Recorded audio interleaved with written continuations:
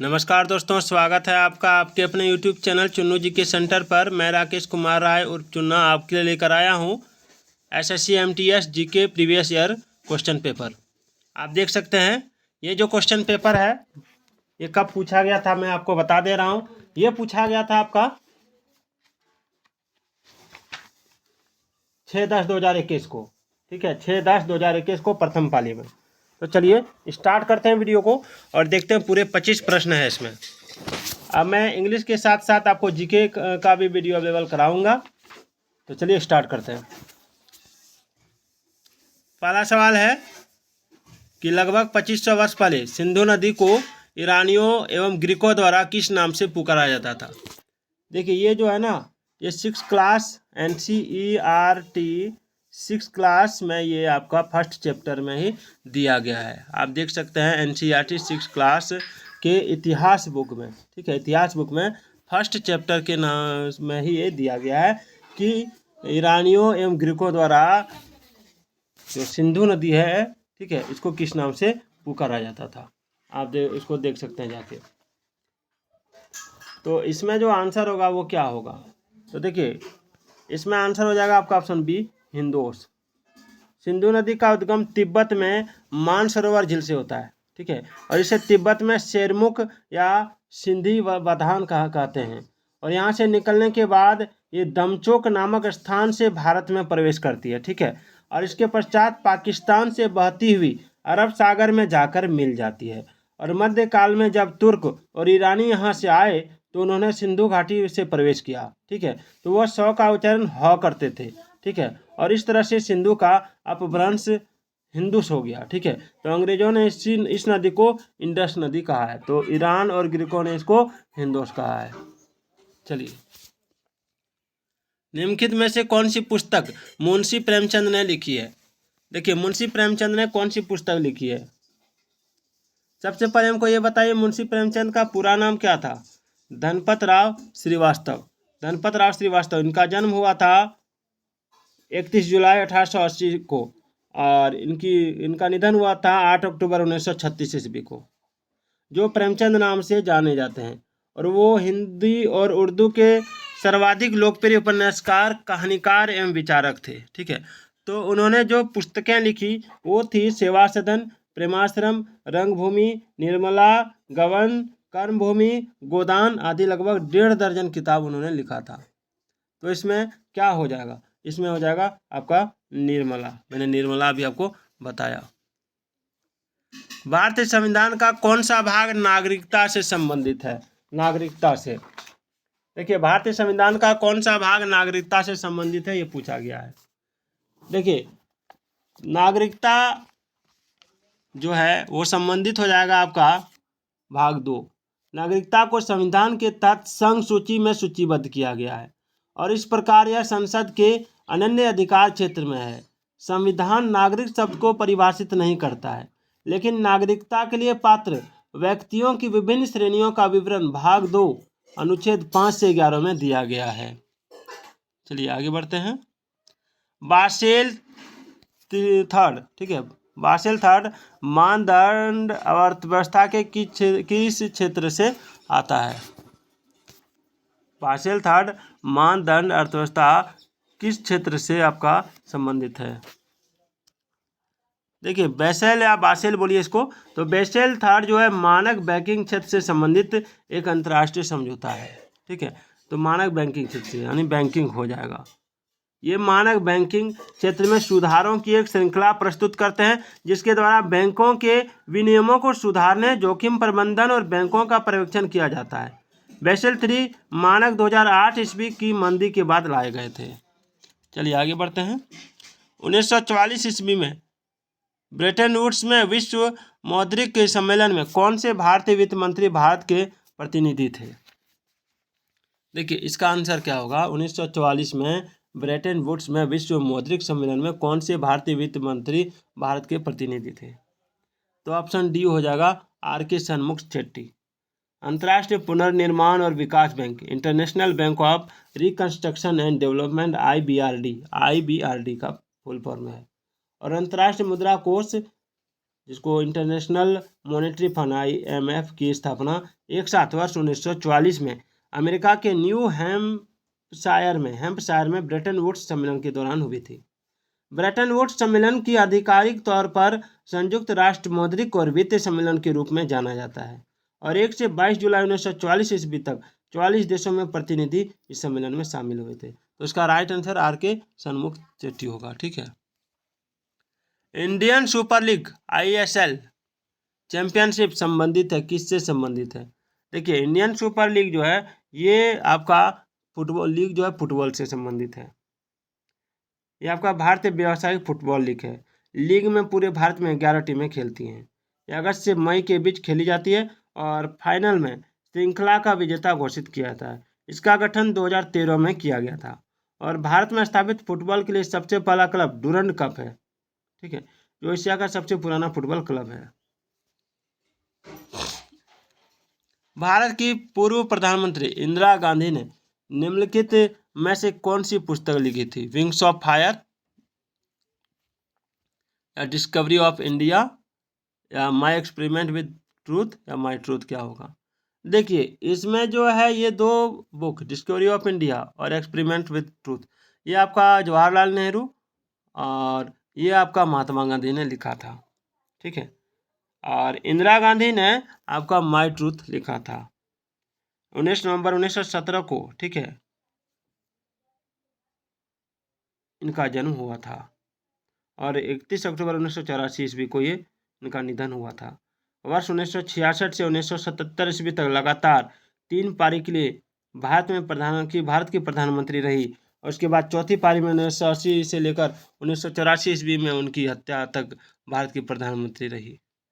वे भारत की प्रथम और अब तक एकमात्र महिला प्रधानमंत्री रही।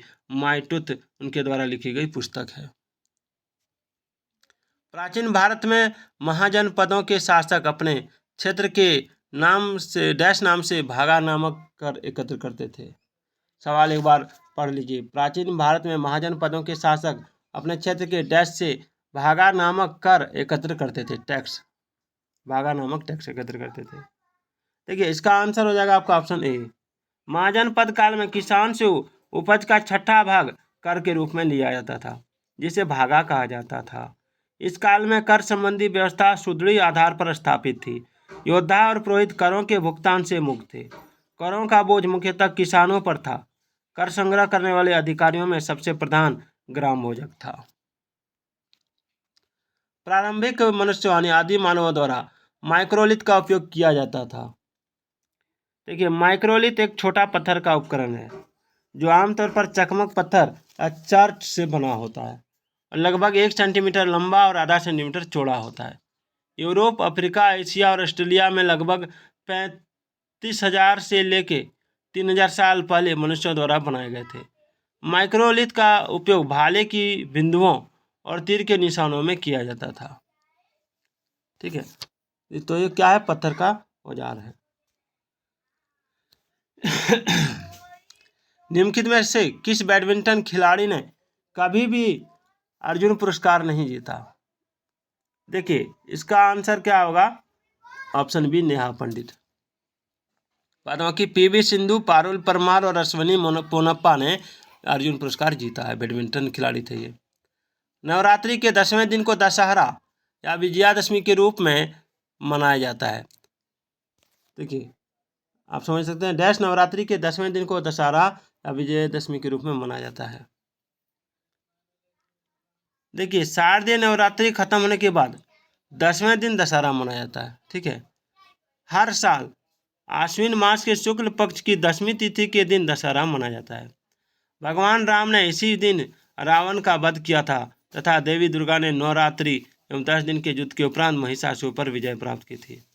इसे असत्य पर सत्य की विजय के रूप में मनाया जाता है, इसलिए इस दशमी को विजयादशमी के नाम से भी जाना जाता है। यानी ऑप्शन सी हो जाएगा इसका राइट आंसर। देखिए, डैश एक नृत्य है जो वाक, भंगिमा और शुद्ध नृत्य का संयोजन है। देखिए, इसका कुचिपुड़ी आंसर हो जाएगा। कुचिपुड़ी आंध्र प्रदेश की प्रसिद्ध शास्त्रीय नृत्य शैली है। इस नृत्य का नाम कृष्णा जिले के दिवी तालुक में स्थित कुचिपुड़ी गांव के ऊपर पड़ा, जहाँ के रहने वाले ब्राह्मण इस पारंपरिक नृत्य का अभ्यास करते थे। प्रचलित कथाओं के अनुसार कुचिपुड़ी नृत्य को पुनर्परिभाषित करने का कार्य सिद्धेंद्र योगी नामक एक कृष्ण भक्त संत ने किया था। 26 दिसंबर 2004 को आई सुनामी से निम्नलिखित में से कौन सा भारतीय राज्य बुरी तरह से प्रभावित हुआ था? देखिए 26 दिसंबर 2004 ईस्वी को इंडोनेशिया के उत्तरी भाग स्थित असेह के निकट 8.9 तीव्रता, ठीक है, के भूकंप के बाद समुद्र के भीतर उठी सुनामी ने Bharat, Sri Lanka, Indonesia, Thailand, Malaysia, Maldives और आसपास के क्षेत्रों में भारी तबाही मचाई। 2,30,000 लोगों की मौत हुई थी। इस सुनामी में भारत का तमिलनाडु काफी प्रभावित हुआ था। Option B is the right answer. सांख्यिकी और कार्यक्रम कार्यान्वयन मंत्रालय की एक रिपोर्ट के अनुसार, यानी भारत सरकार की एक रिपोर्ट के अनुसार, भारत ने वर्ष 2016 में प्रत्येक 1,000 जीवित जन्मों में डैश की शिशु मृत्यु दर दर्ज की है। Infant IMR।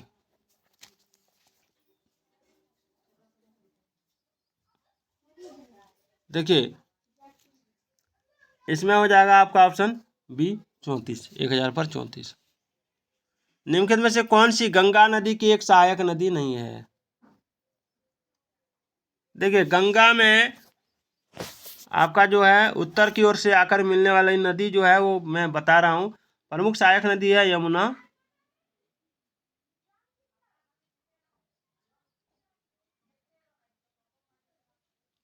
एक मिनट, यमुना, ठीक है, बागमती, रामगंगा, करनाली, ताप्ती, गंडक, कोसी और कागजी है। तथा दक्षिण के पठार से आकर इसमें मिलने वाली प्रमुख नदियां सोन, बेतवा, कैन, दक्षिणी टोंस आदि है। तो इसका राइट आंसर क्या होगा? देखिए इसका जो राइट आंसर हो जाएगा वो क्या होगा? वो हो जाएगा आपका ऑप्शन ए घाघरा, ठीक है, घाघरा याद रखिएगा। ज्वार के बारे में निम्नलिखित में से कौन सा कथन असत्य है? देखिए ज्वार जो होता है, इसको मैं थोड़ा छोटा कर देता हूँ, फिर भी नहीं दिख रहा है, और छोटा करता, हाँ। ज्वार के बारे में निम्नलिखित में से कौन सा कथन सत्य है? देखिए ज्वार जो है जब समुद्री जल ऊपर आती है तो इसे ज्वार, और जब नीचे जाती है तो भाटा कहते हैं, ठीक है। जब चंद्रमा के आकर्षण शक्ति का पृथ्वी के सागरीय जल पर सर्वाधिक प्रभाव पड़ता है, ठीक है, तो ज्वार भाटा चंद्रमा और सूर्य के पृथ्वी पर गुरुत्वाकर्षण बल द्वारा खिंचाव के कारण उत्पन्न होता है। तो इसमें जो हो जाएगा ऑप्शन डी हो जाएगा। जब चंद्रमा अपने पहले और अंतिम चतुर्थांश में होता है तो जो उच्च ज्वार उत्पन्न होता है। ये कथन असत्य है, बाद बाकी आपका सारा सत्य है। चलिए अभी बहुत इंपॉर्टेंट क्वेश्चन बाकी है, उसको हम लोग देखेंगे। भारतीय संविधान का अनुच्छेद डैश धार्मिक मामलों के प्रबंधन की स्वतंत्रता से संबंधित है। क्या हो जाएगा?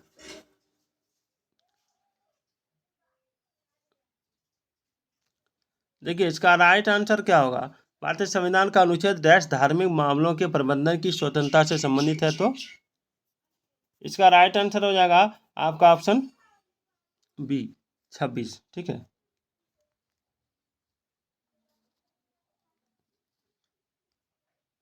ब्रायोफाइट्स के बारे में निम्नलिखित में से कौन सा कथन सत्य नहीं है? देखिए ब्रायोफाइट, इसको हम लोग देखेंगे पूरा। ऑप्शन में आपको दिखा दे रहा हूँ, ये 4 ऑप्शन है, ठीक है। इस चारों ऑप्शन को आप देख सकते हैं।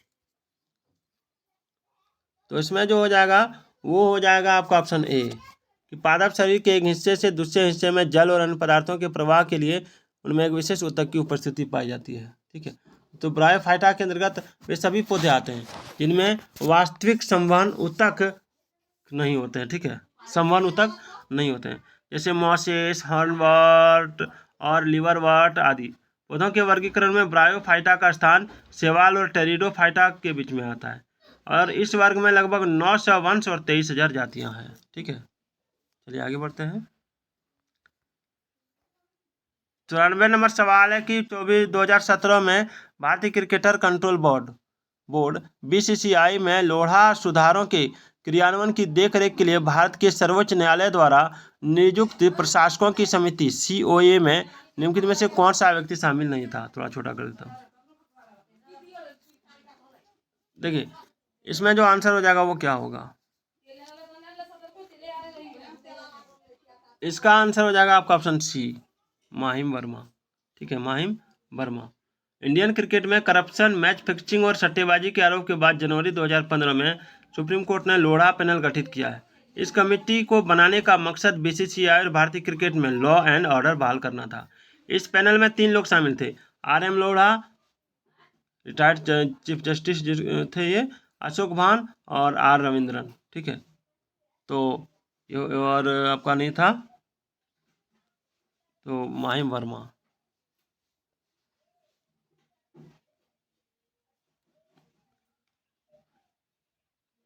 लकड़ी के बल्ले को वस्तु के रूप में वर्गीकृत किया जा सकता है ना?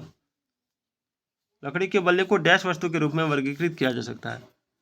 देखिए इसमें जो हो जाएगा वो हो जाएगा आपका अपारदर्शी।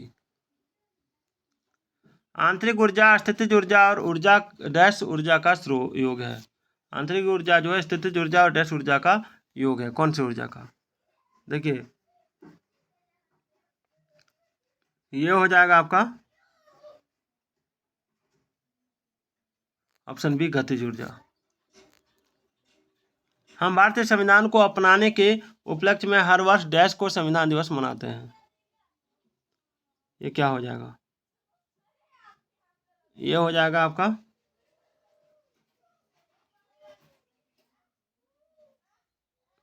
ऑप्शन ए, 26 नवंबर को संविधान दिवस मनाते हैं। हमारे भोजन में पाई जाने वाली स्टार्च और शर्करा डैश का रूप होती है? कार्बोहाइड्रेट का रूप। जयपुर में एक महल है जिसका निर्माण सवाई प्रताप सिंह ने करवाया था। हवा महल। निम्नलिखित में से कौन सा जंतु जगत के निडेरियन संघ के अंतर्गत आता है? तो ऑप्शन बी हो जाएगा कोरल। स्लेंट्रेटा शब्द का प्रयोग सर्वप्रथम लुकाट ने 1847 ईस्वी में किया था। ठीक है, और हेरचेक ने इस संघ का नाम निडेरिया रखा। तो इस संघ में लगभग 9500 जातियां हैं। तो वीडियो कैसा लगा कमेंट जरूर कीजिएगा। तो फिर मिलते हैं। जय हिंद, जय भारत।